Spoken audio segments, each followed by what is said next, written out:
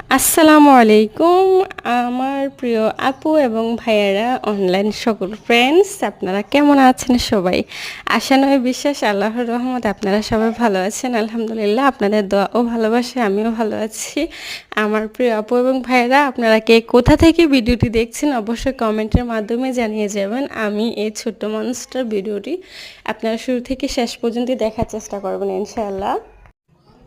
ঈদের দিন আমরা অবশ্যই এখানে দুইটা গরু জবাই করছি। এই দুইটা গরুর অংশই আমাদের আত্মীয় স্বজন আপনজন আমাদের প্রিয়জন আমাদের কাছের মানুষদেরকে বিতরণ করার চেষ্টা করছি। অবশ্যই আপনারা জানাবেন কার কেমন লাগছে।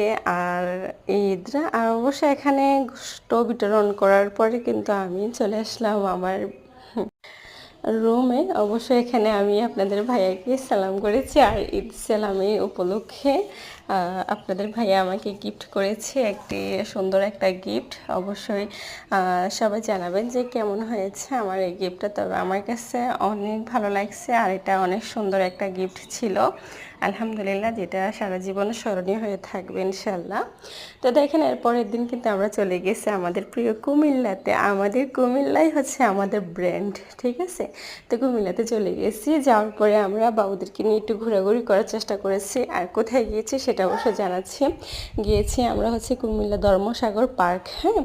তো ওখানে গিয়েছি, যাওয়ার পর আমরা কিছু সুন্দর ভাবে ঘোরাঘুরি করার চেষ্টা করছি। তো কিছু পিক নেওয়ার চেষ্টা করছি। তো যেহেতু আমরা এটাকে স্মৃতিময় করে রাখতে পারি তার জন্য।